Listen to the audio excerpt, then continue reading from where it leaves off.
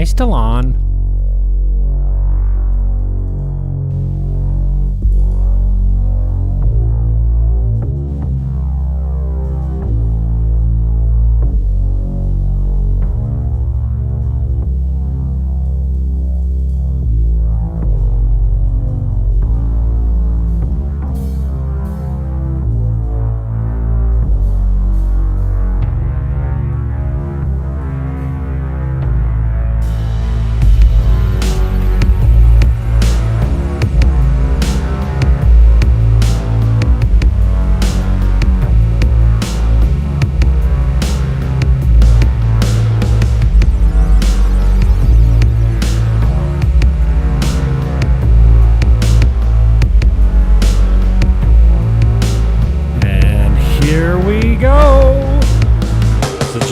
Show. Mattea Merta in the house today.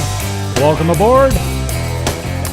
We're going to talk everything women and children's issues. She does some work with the UN. Buckle up. Enjoy the show. Welcome aboard.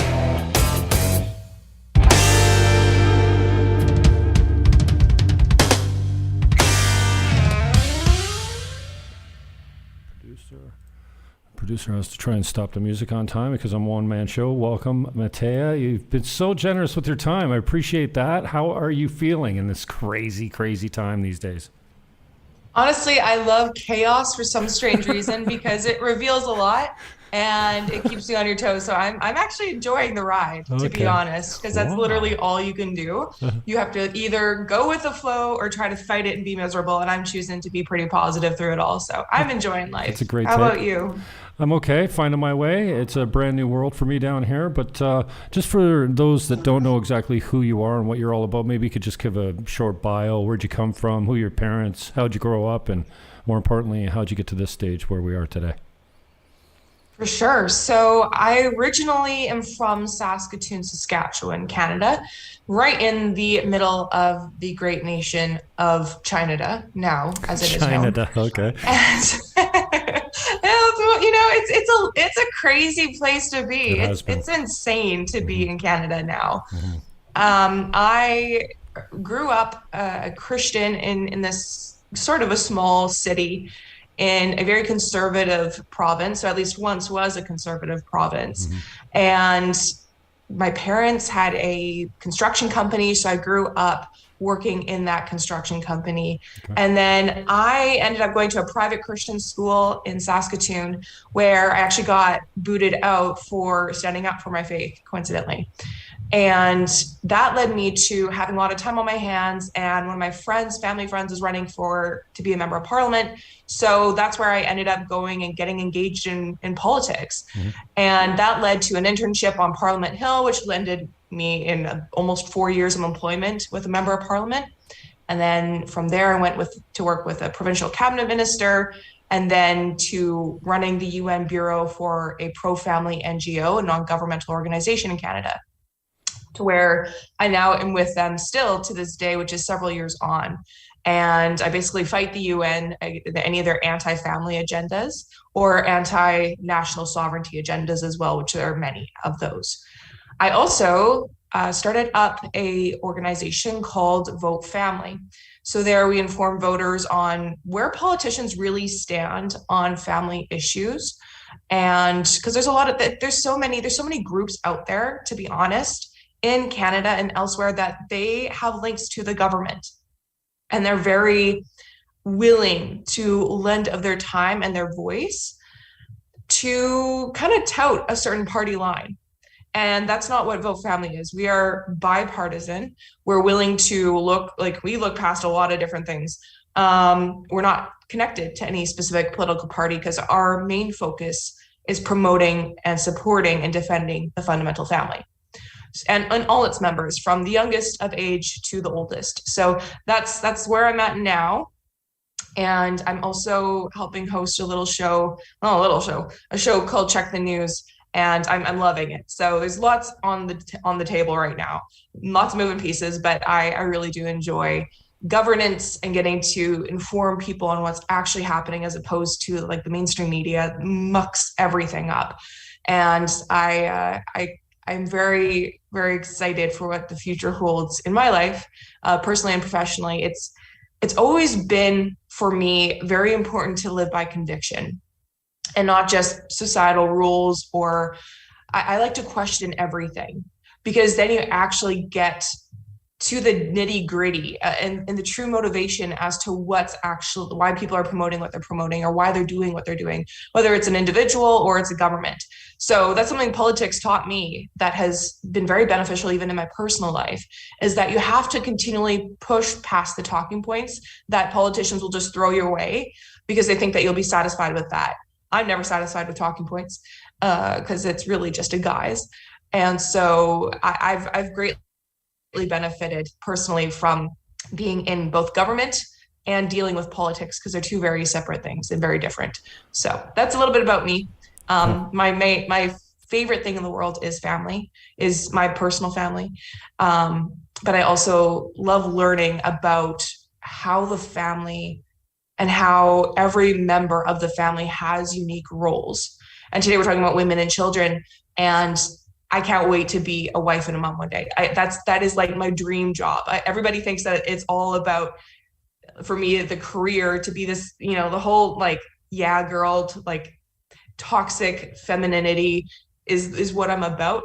Absolutely not. I'm like anti-feminist, to be honest. I appreciate what a lot of the OG feminists had achieved for women, but there's a lot of things that have gone wrong because of second and third wave feminism. And that's what I deal with a lot at the United Nations, are these second and third wave feminists who are actually fighting against the OG feminists at the UN, who are slowly dying out. And it's very interesting to see, but we can get into that later. But family is priority. And speaking the truth of the significance of not just family, but of marriage, of relationships, of consistency in an individual's life, all those things, to my generation, to millennials and younger. I am very, very grateful that God has given me a platform to do that, and to even speak into spheres like at United Nations about the truth of what marriage, or about family, or whatever it might be, the significance of a mother staying home with her kids, and people making those sacrifices, to speak into spheres like United Nations, or to politicians about that. When they hear from a younger woman in particular that the next generation actually values these things, it makes them really think about promoting this so-called pro-woman, it's really a very feminist, anti-woman agenda. And so I'm very grateful God's given me that kind of a platform to speak. And so that's a little bit about me. Maybe not a little bit. That's a lot about me. Well, I was just going to say, be happy to any questions that you have. No, that's great. First of all, you're much taller on camera than you are in real life. I know that for sure. Two, you're such a great interview. Because you're media savvy. So tell us about the show and your media training up until this point. Like, where'd you hone your chops? Like, where'd you get trained to be so comfortable? Like, I know that you're comfortable behind a lectern giving speeches as well. So, tell us a little bit about the show and what led up to that media-wise as far as your training goes. To be honest, I have to point everybody to God on that one. I didn't really receive training. I took one class, per se, at the Leadership Institute in Arlington, Virginia. And I just took one media class, and from there, I just tried a bunch of things out. It was really funny, actually. When I was working with a member of Parliament, I actually got put in charge of all of his social media. And I actually hate social media. I hate what it does to an individual. I hate what it does to society. But in my mind, I use it as a tool of communication. It's the new public sphere. And so for me, I go, okay, how can I utilize this for good? So I'm very observant. Ever since I was really little, I would never go play with my peers. I would always go sit at the adults table and look at how they present themselves, how they're conversing with one another. And then I did that with everything else in life from that point on, since I was very young. So I never really took any kind of training. My first big TV interview was actually going live, forgive me for this, but live on CBC in Toronto. You're forgiven. That was my first big thing. I did 2 back-to-back live segments after the conservative leadership race. And that was several years ago. It was when Brad Trost was running, when Andrew Scheer won. Okay. That was like two leadership races ago, right. I believe now. Mm-hmm. And so very bizarre. But that was my first, I basically, anything that really challenges me or scares me, I like to dive head into, because I know that there's something within me that's going to grow and develop. And even if I fail, I would rather fail and learn something from it than wonder what if. So that's how I got into media and doing this show. I actually love it. I love being behind the camera now. I used to hate it. And to this day, it's more so I have to keep at the forefront of my thinking. I'm here to help people. Mm-hmm. And if I have that and it's not really about me, right, then I'm good with it. Mm-hmm. I'm good with it. And it's funny, I actually also help other people in media. So if a political candidate, I'm an political advisor as well. So if a political candidate comes to me from United States and they're running for state representative or state senate or wherever else, and they are, hey, I have no idea how to present myself on camera, then I will help them with that. So it's very funny because, again, it's all God, because I couldn't come up with half of the ideas or half of the creativity that I have when it comes to informing people or doing it myself. So, well, you mustn't have told the media line if you were never asked back to CBC after doing back-to-back interviews. I mean, they had you on for a reason. They thought you were a political pundit or some sort of analyst at some point, but to never have you back on, what happened? I mean, you've never been back on since. So what happened? Well, I was actually working on Brad Trost's leadership campaign. So they had 3 young panelists from 3 different campaigns one from Maxime Bernier's campaign. Right. He coincidentally has gone on to work with the CBC, which is very interesting. Who, Max? And, pardon? Oh, no, not Max, of course. No, the young panelist who was from his campaign. Gotcha. And then there was myself from Brad Trost's campaign and one other young woman from Michael Chong's campaign. And so we all got invited on before the results and then after the results the next day. And it was funny, the next leadership race, I was in Halifax, and I believe it was Halifax, and there was like this huge convention, CPC convention going on, and they wanted to have me back on. Oh, okay, good. And the same 3 panelists years later. So I was actually interested. And I was like, no as heck am I giving my voice. Am I going to say I went on CBC again after, because I was very naive the first time I went on.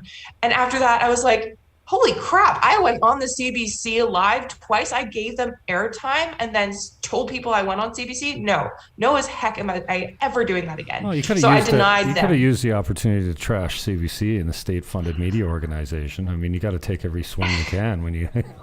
You can, but I would rather do that from my Twitter account than through their cameras. It would be great to hear you trash CBC live on their airwaves. That'd be awesome. But anyway, it totally would. What's done is done. But no judgment. You know.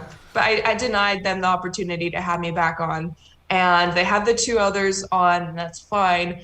But yeah, they would never have me back on. I highly doubt it. And if they ever did, it would be like other broadcasters who would just want to trash me by coming on. So why give them the time of day? Who are you having on the show? What are the subjects? What do you talk about? Are you doing it solo, or who are you doing it with, and what's it all about? Tell us a little bit more about the show. Yeah, so it's called Check the News, and it's actually with a ministry. So a big passion of mine is activating not just people in the church, but people of any faith denomination. So I'm very passionate about that because it's a completely untapped resource for politicians. But I'm not even doing it for I would never do it for politicians or any political party. I do it so that people actually understand in the church what they're facing, because so many politicians, whether in Canada, United States, elsewhere in the world, they use faith denominations. They use them and then abuse them, and then they discard them until the next election. And that infuriates me. So I want people to stop being played. I have been used in the game of politics as a pawn, and I hate the feeling of it. And then people in the church or in any kind of faith denomination, they go, well, what the heck? Like, they promised me this during the election, and then they've never delivered, and they've actually gone against my personal freedoms as a person of faith. So check the news. Doesn't just reach people of faith, but it's with a ministry. And it's really cool because it actually reaches out to so many different people online, because we're sarcastic. I do it with this man, a pastor actually, which is great because he's so in tune with what's actually going on in the world. And his name's Jonathan Shuttlesworth. And it's really cool because we actually get to be sarcastic. I am a little bit more reserved. He's more the comedic, serious guy, but comedic guy, great sense of humor. And people are not used to, Christians in particular, being sarcastic or issuing some slams or commenting on people's appearances. Like, we are human beings, and we're going to be human beings and show the world that you can be cool and you can be a Christian, because being a Christian is pretty based. So that's what I do with this show. And I host by myself, and then I do co-hosting some nights when he's back in town. So that's a little bit about when that. You're talking about, making fun of people and being fun. It sounds like my show a lot of the time. Yes, it does. It's great. What are you hitting on? What are you currently working on and backing as far as policy? What are you seeing that's really tweaking you worldwide right now, and in regards to, and I told you, thanks for telling us all about what you've been doing and what you're up to in the show, but what we're here to talk about today is your pet, women and children issues. And, it occurs for me, even never being married or having children, that my motivation comes from all the masking and all the lockdowns and everything were about the kids. I got by. There was no trouble with me. Yep, a lot of people didn't. A lot of people lost their lives because they were hopeless. A lot of people fell back into the bottle or back to drugs and then killed themselves with that. There are people that paid the price. I didn't. I escaped the country before they locked us down with the travel ban for the vaccinated. Never did I ever think that I would leave my country. This wasn't a huge dream of mine to live on the beach. It just happened to be an opportunity that I pursued. So what do you work? And I say all that to say, I'm motivated because the children are our future, and I love them. At the church, I just love looking after them. And when we left the quarantines and the lockdowns and all this isolation, I went back with and they're preschoolers, right? They're 3 and 4 year olds, 2, 3, and 4, I think. And when they came back in with masks, it just tore my heart out. I was glad to be back with them. And, I had a little bit of politics with the church because, I say unkind things sometimes. I get angry. All my broadcasts are angry because I have the kids in mind, and they're actually, some at the church are, well, I don't know. I want to leave my kid with that guy. Well, there's nobody that loves the kids like that guy. And, if they knew how much the kids meant to me coming out of this lockdown, they would never have insisted that I get ripped out of there. So they're my motivation, even though I don't have any. So what are the issues that are tweaking you now? What are you bringing forward? What are you fighting for when it comes to women and children's issues? Start with the kids. Yeah, start with the kids. Okay, so one thing that I am incredibly passionate about, and it's very controversial for some reason, I actually don't understand why it's so controversial, but it's abortion. And that is one of the primary things that I am personally fighting, both on an international level and on a national /state/province/local level, on every level of governance. And so fighting abortion is a major thing because it harms women, and it kills children. And over the course of, I was warning people from the beginning of the so-called pandemic and all the lockdowns that the major push at the Commission on the Status of Women at the United Nations, it's the world's largest feminist conference that I attend. They were pushing the year before COVID came for telemedicine or teleabortion. So to send abortion pills to women and make that government funded across the world. And so whatever jurisdiction that portion of healthcare would fall under. So for me, I saw that this was kind of strategic in a certain way, that the world was moving in this in this direction of telemedicine, which can be very beneficial for people, but at the same time, COVID really exacerbated that element. So fighting that for me is really important because it leaves women very vulnerable to complications as well as killing children. And that, and abortion itself, it seems very abstract, but it's very intimate.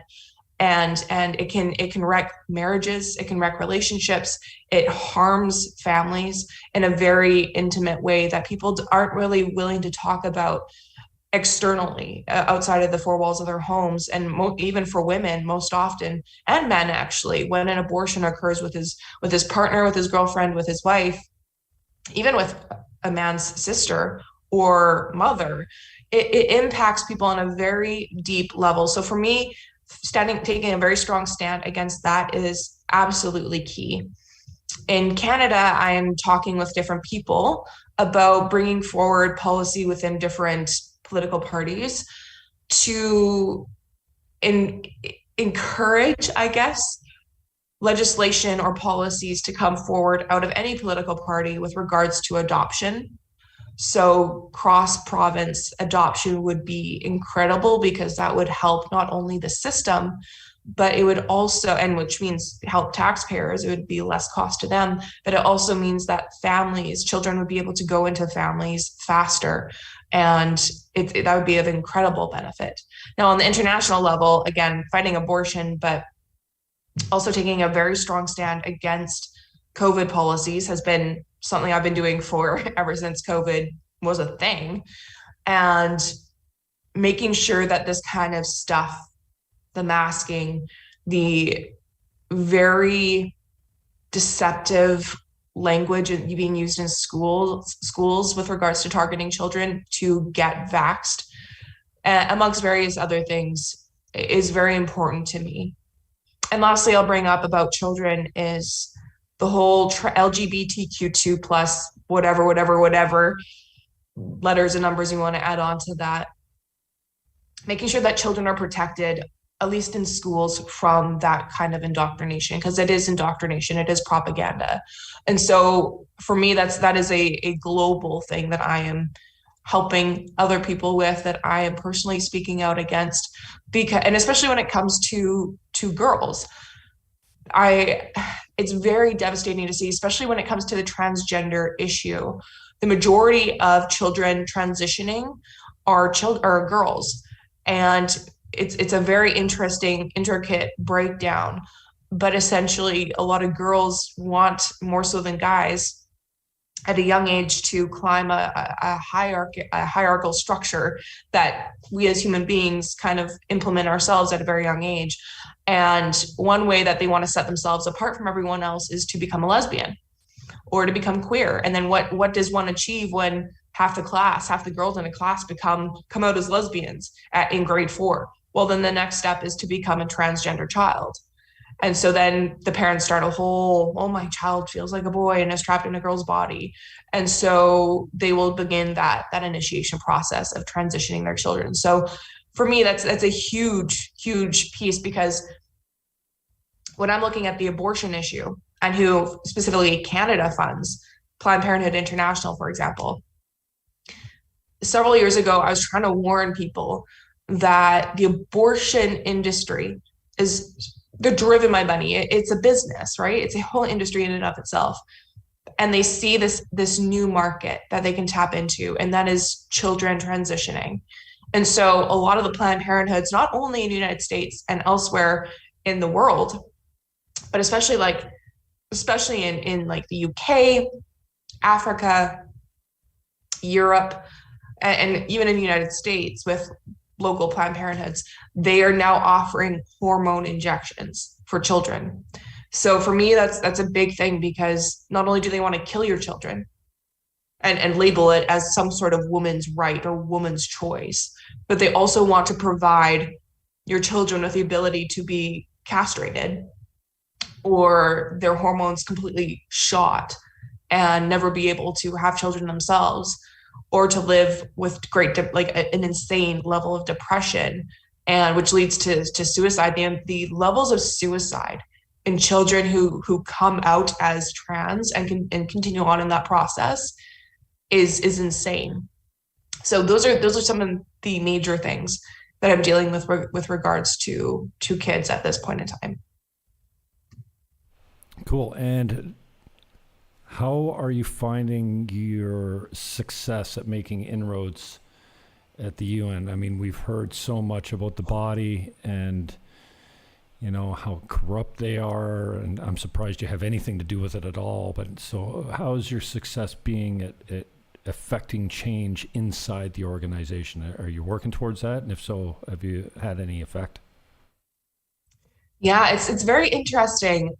Every single commission that I go to, whether it's the major ones that I go to is the Commission on the Status of Women, as well as the Commission on Population and Development, which the former is very pro-abortion. That's their main thing.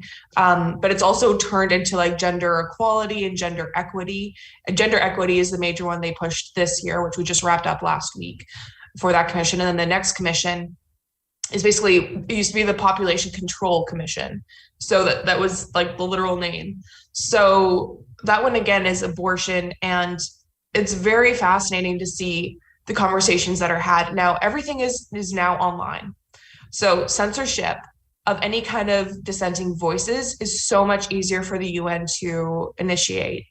And so for me, last year I was kicked out of the UN's Commission on the Status of Women for agreeing with someone in a comment section about sex selective abortion at a so-called feminist commission, that baby girls should not be killed just because they're baby girls. And so that was a very interesting commission. We had a lot of shenanigans there. But this year, and also I will actually say before I move on, that last commission last year where I was kicked out actually got us some media attention. So it started a greater conversation external of the United Nations because of what happened internally. And then this year, the commission was just wacko. But there were some really good conversations that we were able to have with, whether it was delegates or it was other people from different groups advocating for whatever they were, so-called feminist rights. So we are making some inroads. It's more so about targeting the delegates from different member states, which are different governments represented at the UN. So there's 193 different governments, and we're having success in some areas, but the UN is so deceptive in how they go about promoting different language for what we call outcome documents, that different governments are falling for the propaganda. So we've had a lot of success up to this point. The major issue now is not so much the abortion issue, which is it's so big. I mean, the WHO just came out and said that no term limits should be placed upon abortion. So if you are on the 9th month giving birth, your baby should be able to have its neck snipped, basically. Amongst various other things that it's doing. But one of the major things now for them, again, because of the new market that has opened through transgender, creating transgender children, is that of the comprehensive sexuality education that we're seeing, the curriculums that are being promoted into schools via the UN. So that's one of the major things that we're actually having a lot of success in with regards to you dealing with people at the UN. And it's very bizarre, the people that we're actually having inroads with, which are, again, the OG feminists, because they hate what they're seeing. And these are older women, and they can actually see the error of their ways and where the second and third wave feminists are taking them and taking us as a society. So we are having success. There's some really, the intersectionality factor of it all is what kind of gets countries like, oh yes, we want to make sure that we are going to be carbon neutral in X amount of years. And so with regards to signing on to specific documents coming out of the UN, some of those documents, actually a lot of them actually say that, like abortion is a human right. And just when you sign on to, we want to be carbon neutral, we're signing on to abortion is a human right, even though we as a nation don't believe that. Mm-hmm. So the intersectionality of these documents and the intersectionality of these commissions, like this past CSW, was, yes, it was all about feminism, but and gender equality and gender equity, but they made it so that it was also about climate change and how we need to make sure that in like humanitarian crises where there's like a global, it's like there's a flood or there's a drought, that women can still access abortion and that children can still have comprehensive sexuality education, which promotes abortion and promotes transgenderism and all these other whacked out things. So we're having inroads, but at the same time, the threat level coming out of the UN is still very high. And that's something that people need to be aware of, because anything that happens at the UN, there's a saying where people in North America will basically experience what they're promoting in Europe 3 to 5 years out. Right. Well, anything coming out of the United Nations in Geneva or in New York, specifically New York, is only about 2 to 3 years out from being a major in the totality of society in North America. So that's what is going on that front. But it's very interesting to watch because I haven't seen such intensity around the intersectionality aspect of UN politics in a very, very long time. Tell us a little bit about feminism, your thoughts on it, and specifically the OG feminists, and maybe your favorite ones. And please say Megan Murphy's on that list. I got all the time in the world for that woman. She used to call herself a radical feminist. I think she just toned that back. I'm pretty sure she escaped from Canada and is now living in Mexico, but I've interviewed her a couple times and she's just so real. And, I used to call myself a feminist back in the day when I thought that women were being oppressed and they needed special treatment and a lift up to be more equal with men, before I realized that all this gender pay gap and this oppression talk was basically nonsense. And, not most, but a lot of good, strong women, well, I don't need your help. And now it's gone so far that you hold a door for someone and they're like, you don't need to do that. I'm like, dude, I still get the door for my niece. I get the car door for my mother. Sometimes I get the car door for my clients, whether they're men or women, it's just, it's manners. So tell us about your thoughts on, OG feminism, maybe some of your, the people that you admire in that movement, and now what it's become and how it's perverted society, or the minds of the easily corrupted, maybe we could say. Well, I think for a lot of people, feminism is still this idea that because we're now moved into this culture where victimhood is basically so praised, and it puts you on a pedestal in society. Indeed. That people claim to be feminists, women in particular, because they want to be under some sort of oppression so that they can climb some hierarchy in society. And I think that's really toxic. Actually, I know it's really toxic because I know some of these women who take on the so-called boss babe mentality. Yeah, while they're chirping about toxic masculinity, they're practicing toxic femininity. Toxic. Yes, exactly. And both femininity and masculinity are incredibly beneficial to the individual and to society in whole. So anything good is always going to have the potential to be perverted, and that's what feminism is now anyway. So some of the OG feminists, I can't name their names because they are at the UN. So any kind of work with me or any kind of even conversation with me or anybody in my pro-family coalition would be very bad for them. But someone like, for example, J.K. Rowling, I don't agree with with some of the things she does or says, but she has taken a real strong stand for women, like biological. I hate even saying biological females because female is based upon biology. So females, and against the whole getting your child castrated, having their healthy bodies mutilated and injecting them with hormones to become transgender. She's come out very strongly against that. And so that's someone I can point to that basically everybody knows. And, with regards to feminism, it's taken a lot of women out of the home. And this is where it's very interesting to me. A lot of the older feminists have realized the significance. They fought so that they could have the opportunity to work outside of their home. and not be discriminated against. But it's gone so far now where women aren't getting married and they're cohabitating and with their partners. And this is very praised in our society.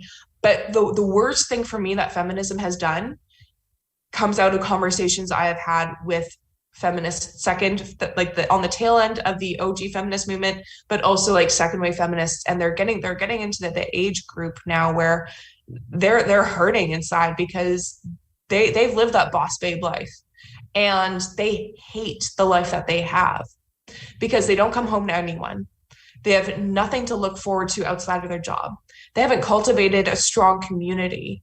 They don't really have community outside of their drinking companions and the men that they might bring home every once in a while when they're on a fling.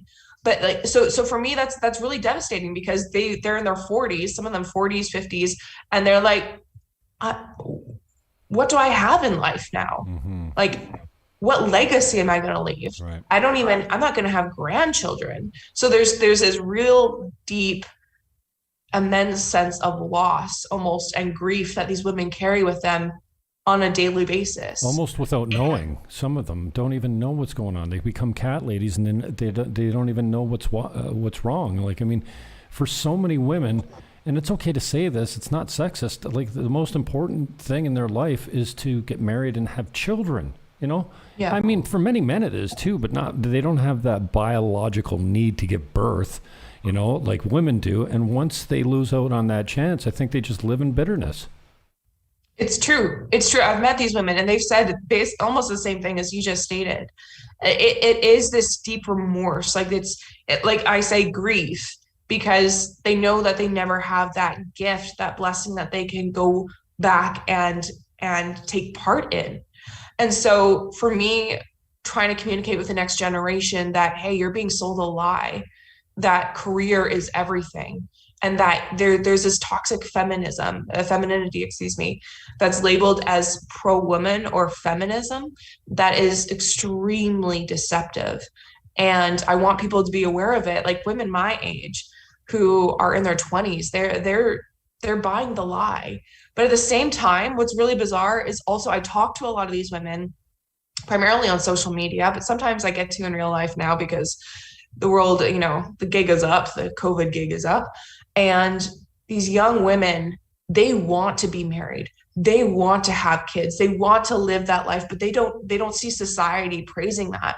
So there's this almost internal conflict. They almost need people to say, like Allie Beth Stuckey, for example, like, hey, getting married is a good thing. Like they need people in the general society to be praising that. And for someone like me, even when I was working in government, it was like, ew, you want to get married? Like you could be a feminist. And so, and like climb and be super successful. And to be honest, I was 20. So I started contemplating like, oh, I see her, she's a feminist and she's getting promoted. Like I could totally, and as an observer, someone who observes people, I'm like, I could totally say that online. I could totally say that in a meeting, get the praise and then get the promotion, one after the other.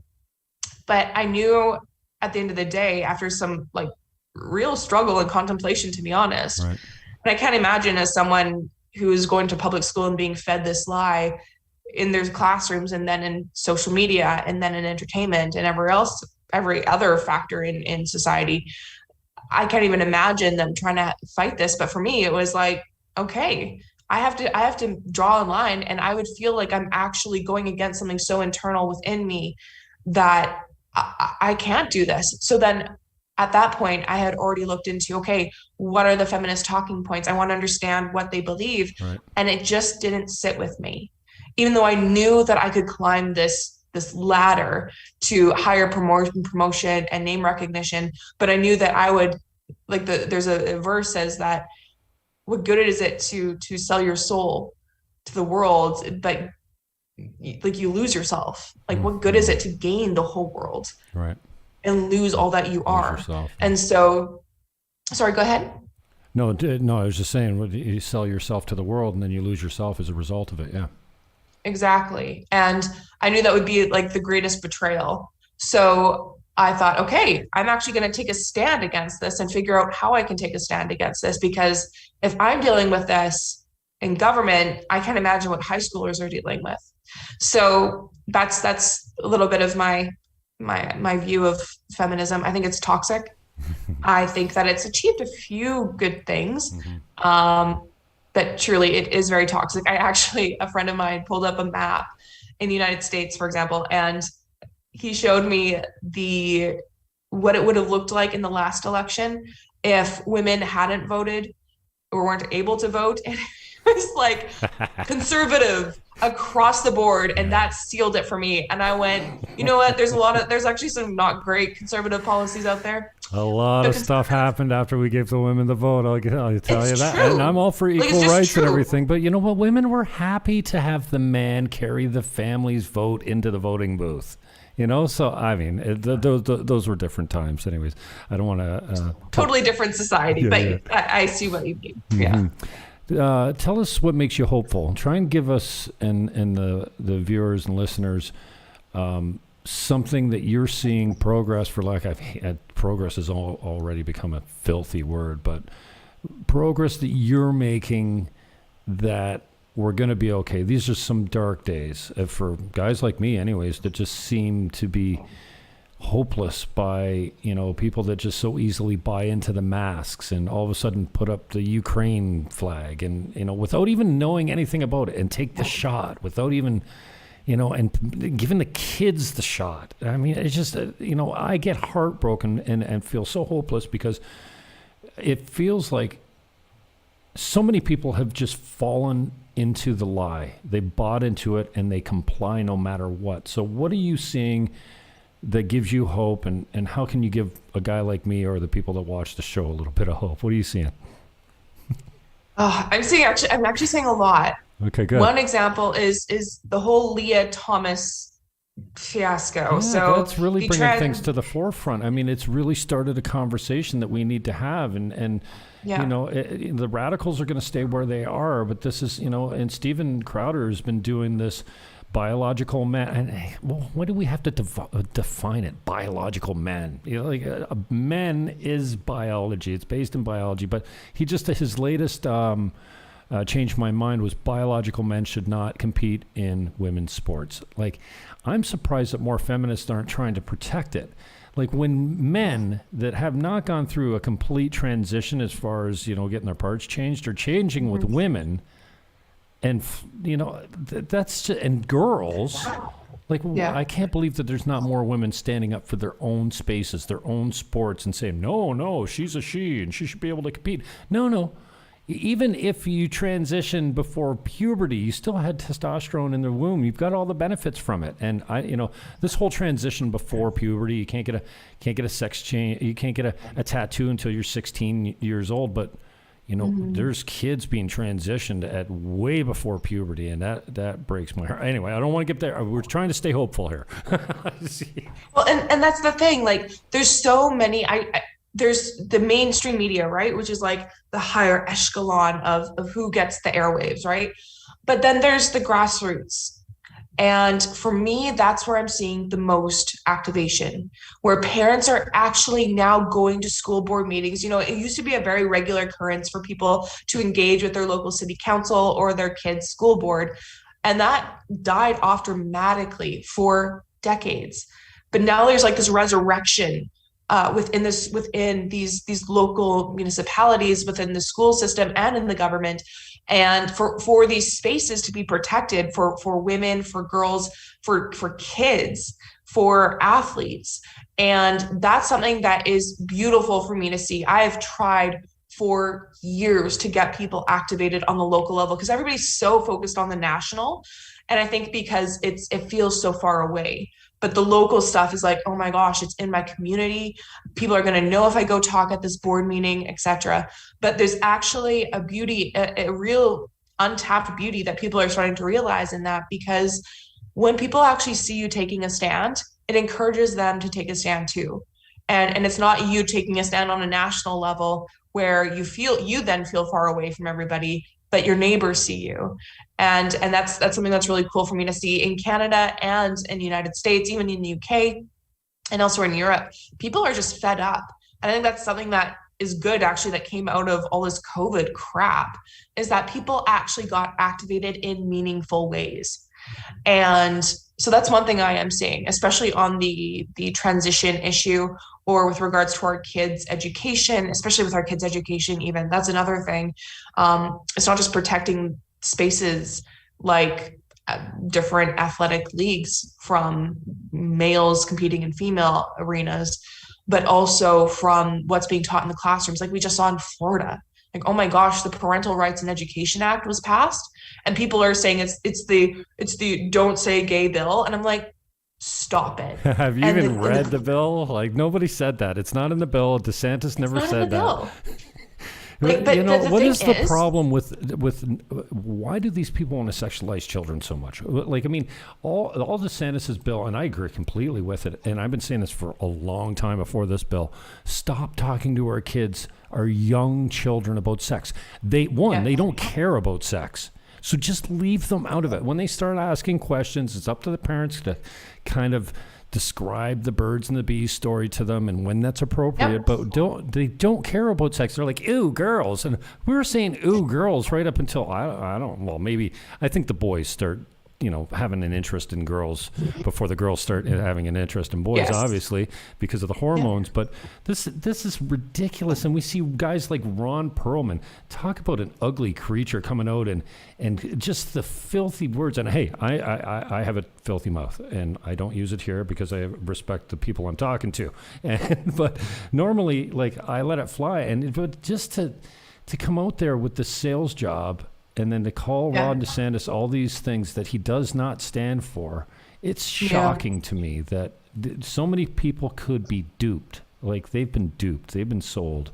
And they're just so easily The interesting thing for me on that front is it's all these very leftist organizations, again, the media and politicians who the media gives airtime to. They're the ones touting this line. But when you look at data coming out, like I think it was NBC or MSNBC, they were talking about the people who actually saw past the Don't Say Gay aspect of the bill, which, again, nowhere in the bill does it talk about even the word gay. No. But parents and the general populace sees past these talking points, and they actually understand, no, this is an anti-grooming bill. This is a good thing. So when you look at the data, people see past that. Same with the whole Russia-Ukraine issue. Oh my gosh, there was, like, Biden has royally screwed up. He was counting on the war in Russia and Ukraine to cover for his stupidity with regards to policy. So he was putting, like, I'm going full bank on the Russia war to make sure that it covers up for my inflation numbers and everything else going wrong at home. Well, people, I think it was only like 13% actually believe that inflation is due, and high prices across the board, is due to Russia, Ukraine. The other percentage believes that either, like, there's like a very small, I don't remember if it's 6% or whatever percent it was. It's very low. Wasn't sure, but the rest of that percentage was all about, oh my gosh, no, this is because of Biden. So people are seeing past, and I think that's because of COVID. People actually had to think, and that's amazing to me. Like, I've never seen numbers like that. So for me personally, those are some really good things. And even out of the UK, I'll point over there as well, because this is a global trend that is happening, especially with regards to the trans issue. A lot of the kids that were transitioned by their parents are now suing the parents. Not that I don't want families in disarray whatsoever. I fight for families. But the fact that these kids are coming out and telling their stories of how horrific their transition has been on their mental, physical, spiritual health, it's going to prevent other kids, and it is preventing other kids from going down the same road, or at least putting it off, delaying the procedures farther and farther into the future, because they don't want to experience what these other people have experienced through the same experience, for lack of repeating the same word over and over again. So those are some things that I'm really grateful for. Also, I'll leave it with this last one. Because literally I could go on and on and on because there actually is so much good happening. You know what? I'd love to see that as a Twitter thread. Maybe you could concentrate on putting your thoughts down and just saying, maybe you know what? And that. here's the evidence. You know, we do have cause to be hopeful, and I'd love to see that because there's so much of it right now, and people need hope. You know. Absolutely. Yeah. So I'll leave it with this. I saw a tweet come out, and I went and corroborated it, so I know it's fact. And way back in like decades ago, the percentage of individuals who are homeschooling their kids were very like it was menial because public school is a new invention contrary to our belief, because we've lived with it our entire lives. Doesn't mean the totality of history. It's actually very new. And it's actually one of the main things communists always wanted to have, so I'll throw that out there. But it's very interesting to see that millions of people have now chosen to homeschool their kids, and not just one child, but all children in their families. And it's the percentage has never been this high in decades. So we've actually surpassed the decades old stats as to how many people were going to be homeschooling their kids.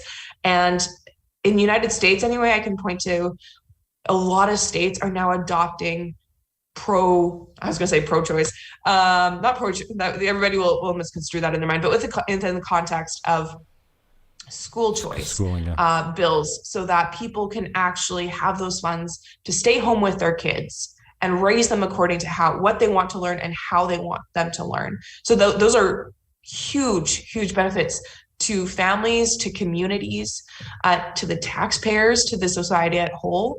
And so those are some of the things that I'm actually really excited about seeing how they play out into the future, because less indoctrinated children are going to have greater futures than those who are indoctrinated and just go along with the system. I appreciate it. 50 minutes just blew by. I want to keep you on time. I know you're busy. So on the way, I can't believe, as usual. Dang, that was 50 minutes? Yeah. What? As usual, God comes last. Well, I don't mean like he comes last in these conversations, because there's so many. I want to get to real life issues, and I want to pick your brain on what's going on, what you're doing, where you've been. I care about like your health and how you're feeling and stuff like that. So thanks for getting us clear on that. We got to shift to the God thing. Like the destruction of the traditional family. I think fatherlessness is one of the greatest root causes of, maybe you could say it's godlessness. I don't know. But to me, young boys are being mentored by gangs in the States. In the 60s or whenever it was, they stopped giving welfare to mothers with men in the home, so they get rid of the men. And now, 85% of the black community grow up without fathers. It's killing them, literally. And so tell us a little bit about your journey and how you've been successful at, and my father used to call them Bible thumpers. Man, my growth in my faith has been unbelievable the last 10, 15 years. I'm still a horrible Christian. Like I'm not a very good one. I say that tongue in cheek because, I try at least, but, I don't resemble Jesus very well when I do my talk shows or whatever, and because I'm so passionate. And Jesus flipped the tables and fashioned a whip. So anyways, talk to us about God and the failure that we're experiencing now because, we killed God, right? Nietzsche said we would pay with blood, and we've seen the bloodiest century following the death of God. That the death of, I know we actually killed God at one point, but we figuratively we killed him out of society, and it seems to go hand in hand with the death of the traditional family, with man, woman, and wife. Nobody talks about the fact, first, we don't talk about killing children. We did tonight.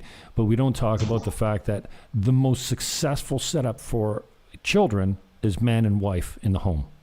Absolutely. And that's almost data globally that's hate proves speech that nowadays, So talk to us a little bit about Christianity, your walk with it, and how you can give us hope by seeing it, staying alive for as long as it has, despite the fact that we figuratively killed it out of schools and whatnot.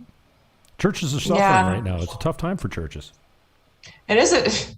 You know what? The main thing for me, one of the main things that annoyed me so much over COVID was the lack of conviction of faith from people of faith during COVID, and the warped ideas that people now have as to what is loving your neighbor and what is to actually serve God. And people have gotten so comfortable in sin that they fall under this comfy grace kind of message that they can continually sin and not live a holy life, and then they will somehow to get to heaven that way.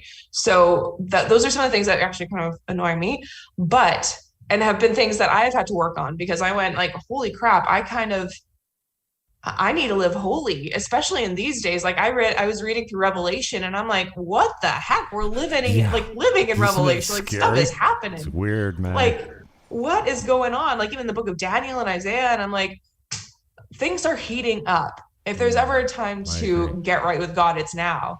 But I think a lot to bring this into, for people to understand on a very personal level, it's what we're seeing in society. For example, with regards to, we've talked a lot about the trans issue or the LGBTQI issue and so on.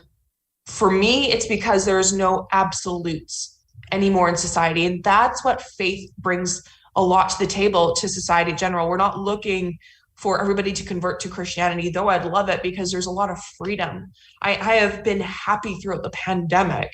I have had joy that I've been able to help others and not suffer. Yeah, I've dealt with hard times, but I've had joy through them. And that's because of what I have with God. It's a personal relationship.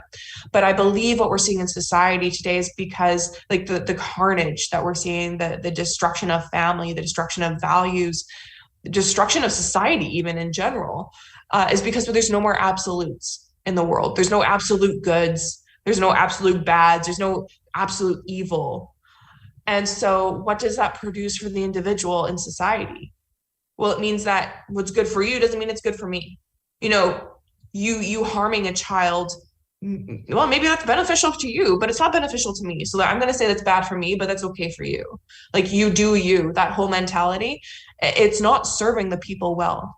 And so I think on a very broad level, people are going to start waking up. And for me anyway, people are waking up. I've seen it personally. Almost like this light bulb goes off in their mind and they go, oh my gosh, what has happened in society? Oh gosh, like you said, we killed God, or we got God out of the schools. We got God out of the general entertainment. We've gone so far down the path of promoting such other gods, because everybody within the inner person of every individual, we want to worship and serve something. So whether you're going to serve alcohol, you're going to serve whatever it might be, any kind of substance abuse, any kind of sexual temptation, whatever it might be for everybody. Everybody's tempted in a different way. But again, nothing's new under the sun. So for me to tell people like there are absolutes, it's like it breaks something for people. Like, oh my gosh, yeah, there actually is. Like I've gone through from kindergarten all through university and college and been told there's no absolutes, and my life is a wreck. People's lives are a wreck that went to school with me. But when people grasp, somebody actually believes, a young person, a person who worked in government, a person who talks to my mom or my dad, like regardless of your position in life, I don't know if that really means too much. Maybe it does. I don't really know. But for somebody to say, you know what, you can do better than you're doing right now. And I've been able, I guess it does. I'm thinking through this now that we're talking about it. When I talk to people that I'm a Christian who goes to fight for all the things that I do at the United Nations, and I'm able to continually go there with a smile on my face, even though it's hard, and that's because of God. That actually has touched people before in ways that maybe I can't necessarily express here today, but people are impacted by that. And for people searching for hope, I think for people to see that someone is actually still smiling at the end of even these last 2.5 years, I think that can touch people, because I'm actually a very negative person. I'm a very negative person. Really? And people would never pick up on that. I used to be so not mean, Internally, I would be saying things about other people that were very mean, and I would never say them out loud. I don't even have those thoughts anymore, thank God. But because I'd probably be speaking them today, with who I am and how I am.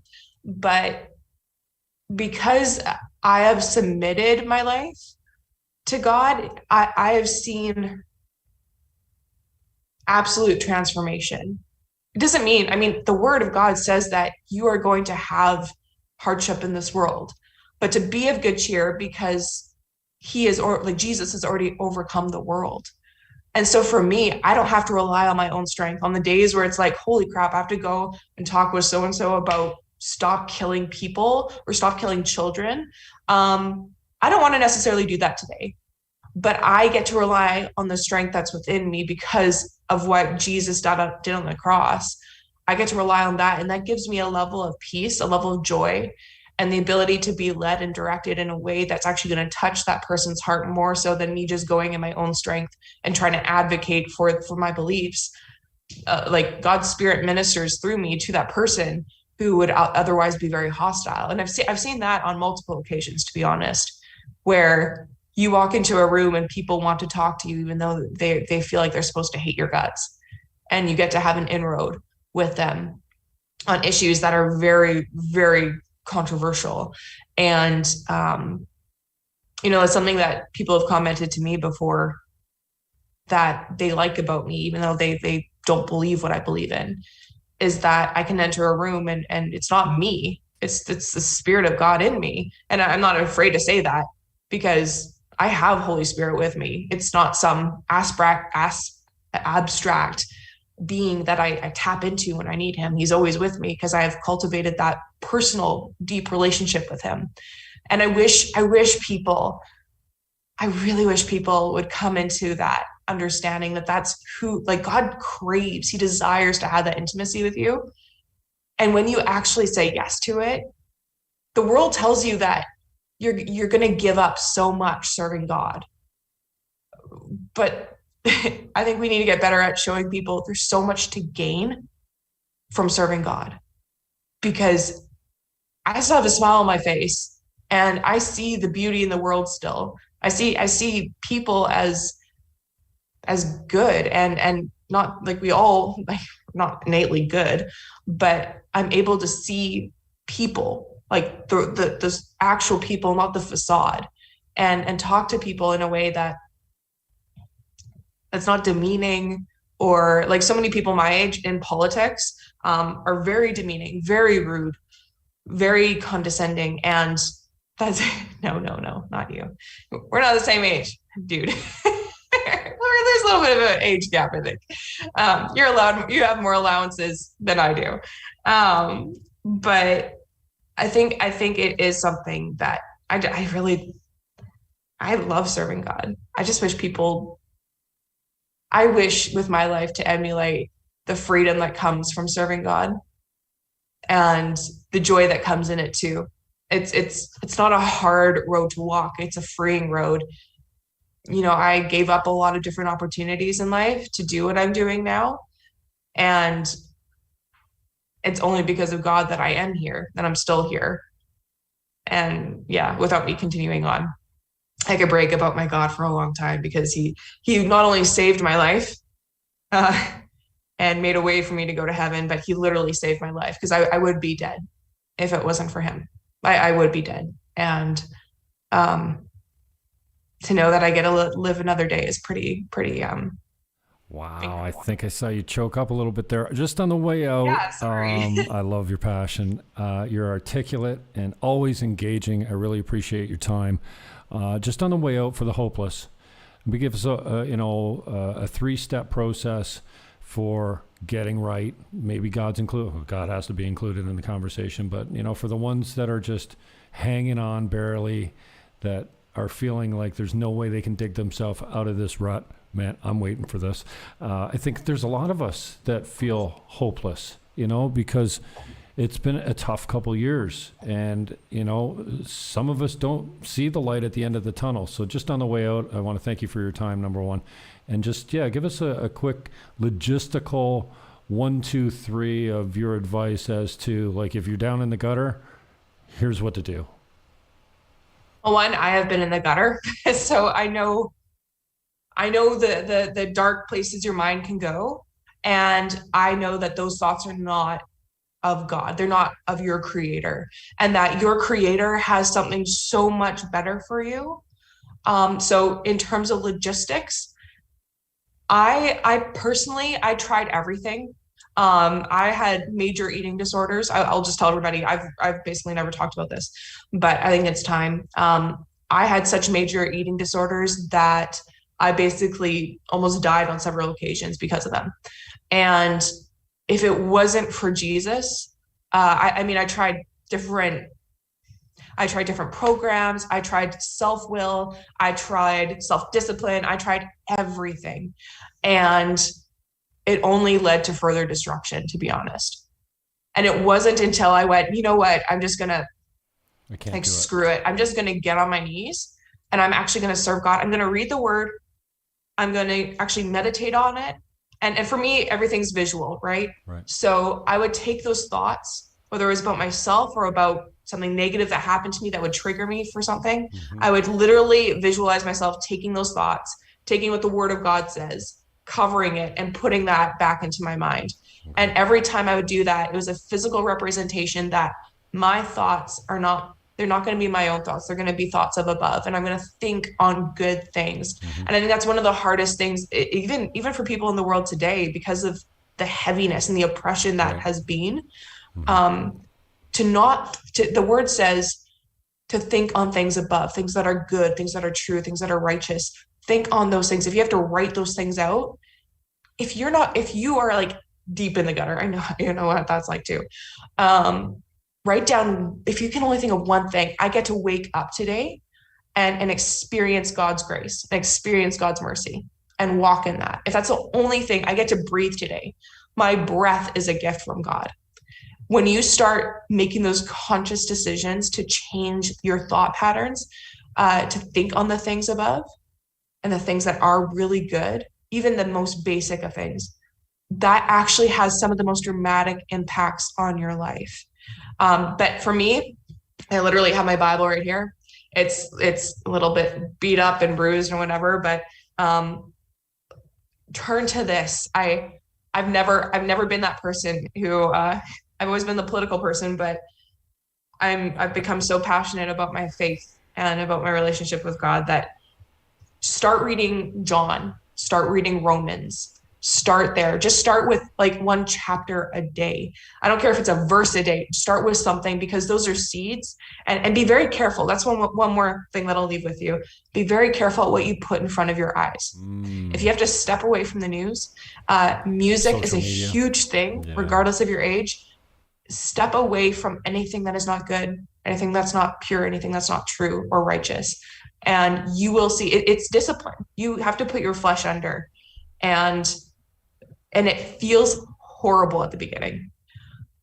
But that's when you actually start to see, there might be a light at the end of the tunnel. And then you move from that, there might be, then there's like, there is a light at the end of the tunnel. And then you'll start to experience that light. And I can guarantee you, as someone who has battled addiction, or I no longer see myself as an addict. I don't have to say, you know what, I'm a recovering addict. I'm a recovering this for X amount of years. I don't live that life anymore. And that victimhood mentality gets pushed out of your brain, and you get to live as more than a conqueror. You get to live in joy. Even on the days that you don't feel it, you get to live in it. And that's something it's so worth it, you guys. It's so worth it. And I really hope, again, Romans and John, that's what you need to read from this book, and it will change your life. I promise you. Wow. I just want to tell you, your face lit up. Your whole state changed. You looked down and you said, I guarantee, and your state changed. So I appreciate your conviction. I appreciate your time. I love you. You're a good woman. You're a great woman. And I really appreciate the time that you've been generous with me, you know what I mean? Because I think I learn a lot from you. I get caught up with what you're doing. It makes time for us, like, why waste a phone call when I can have you on Zoom and share it with the world? Nice. Right? So that's awesome. I really, I really appreciate your time and generosity that way, and what you're doing in the world. I mean, you're making a difference, and I don't think we often are not acknowledged for any of it. And one day somebody's going to say to me, or you, I saw you on the Jim Fannin show, and it changed everything for me. And even if you don't, I mean, it's hard to know that without the impact acknowledged. But it may take 10 years, 20 years. You could be on a beach in 40 years and somebody say, I thought you looked familiar. I saw this thing many years ago, and you would have lived your whole life without knowing the impact you made. So I'm telling you, you're creating an impact. You're having an effect on other people, and I'm proud of you for doing it. So, and thank you for your time. You're welcome. And on the way out, anything you want to say to close? I kept you over an hour, but I'm selfish that way. No, honestly, I did not feel like an hour whatsoever. And that's a good sign. I used to hate interviews, and I love getting to do interviews and just talk with people. Awesome. So, everybody follow Jim on social media. Jim, what are your social media handles so that people can follow you? I'm at Jim Fannin Lives, at Jim Fannin Live. Yeah, I couldn't get the streaming going on this account. I've been on my third account. I was at Jim Fannin, and I was at Jim Fannin Show, because I had my personal account, then I had my show account, then I had my realtor account at Team Niagara. That was all fine until they started canceling me, and then I had people saying, he's supposed to be kicked off Twitter. But I didn't, it's just like YouTube. They're shutting me down. I make accounts faster than they can shut me down. So, if you add me today, I may be gone tomorrow. But we're live on Twitter right now. It's on both accounts, the at Jim Fannin Live and the at Jim Fannin Lives. Now I've rebranded them. So you can share that out if you like. And I can't wait till the next time we get caught up. Hey, and if there's ever a time that you've got something that you want to get out, I'll clear an hour and I'll get it out for you. I'd love breaking news. And thank you for your vulnerability. I really, that's something I've struggled with here, because there's nothing sexier, and I use sexy in the the world sense. There's nothing more engaging. There's nothing more that gets people to come into who you are, is like being vulnerable. And I've struggled with that, because I talk about politics. I very rarely talk about myself, even in social media. I'm not like, here's what I had for lunch today, and my kids are bugging me, and this and that. None of my posts are personal. They're all about the world. Yeah. And it's usually about the world that I really loathe, that I have I have an issue with hate, but I can't seem to get rid of it. I look forward to that day where I'm transformed, where I don't have those judgmental thoughts, because when I pray for myself, and that's not very often, I usually give thanks for healing, because I feel like the convicted thank God. And you mentioned gratitude is like the number one step, I think, for getting yourself out of the gutter. Be grateful. The convicted thank God for what they're asking. They don't ask.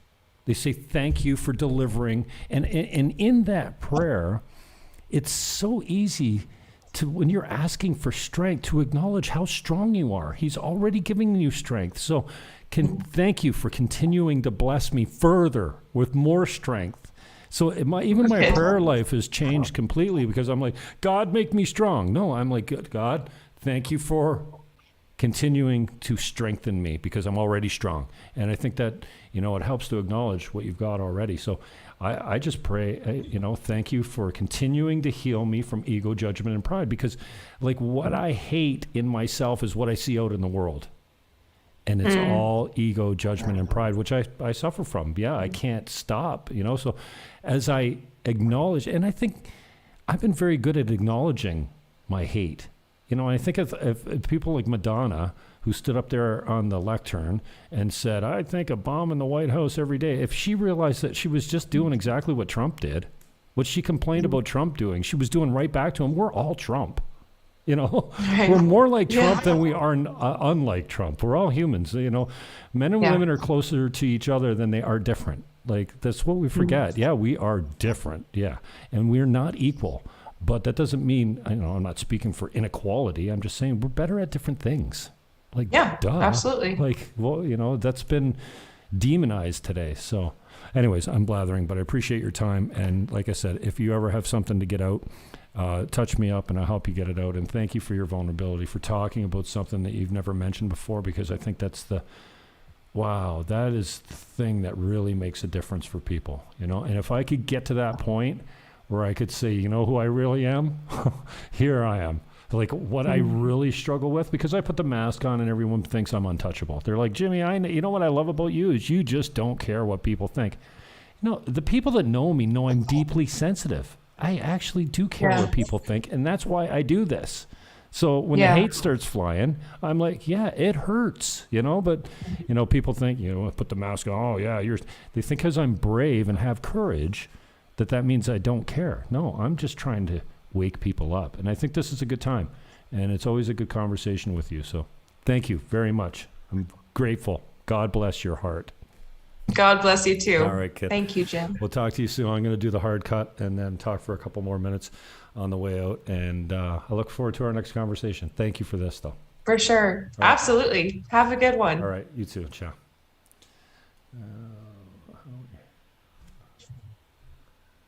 There we go. You just wait for your guest to go out. Mattea Merta. Well, I don't need to say much else. Like I've been going like this all show. I've been going off camera because I have to wipe my face and dry my headphones off because I had construction going on today, and I locked all my windows and doors, or closed all my windows and doors, and you don't even lock anything in this town. But you can barely hear in the background the motos are running. But yeah, I had construction, and they were running the vacuum, the weed, you know, the vacuum, the outdoor vacuum, like just at blazing sounds today. So I locked everything down, and I'm soaked, top to bottom. But my shirt's soaked from wiping my face dry and the earphones. Anyways, Mattea Merta is a friend of the show, you know, somebody I've gotten to know only through my interviews. You know, it's not like I call her up and say, hey, can you give me advice on stuff? We don't have that kind of friendship, but I've really grown to be fond of her and proud of what she's doing, and just so happy that she's continued to be generous with her time. And I can only hope that it's beneficial for someone at some point, that when they see the interview, they'll say, yeah, you know, thank you for that. So I don't need the gratitude, but I mean, that's why I do this stuff. So anyways, the links are in the show description, wherever you're watching this. This is her on Twitter. This is her on the fake book. And again, these links are in the show description below. Here she is on Getter. Here she is on the gram. Oh, she's using the same picture that I used in promoting her today. I'm going to use this picture as well for the podcast. I'm going to upload this. This is a nice little bio. It's on Trincity. Again, this is in the show description. This is not one of her personal profiles, I don't think. But this was a nice little bio that I scooped and put in the show description. I used most of it.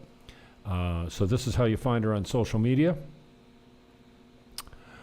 Thanks for joining in. Questions, comments below. Share it out if you like it. And if you don't, too bad. All right, I'm out of here. Peace, love, hug your neighbor, and whatever you do, rip that mask off. It's not doing anything except covering that beautiful face of yours. Stop it. I love you. I am out.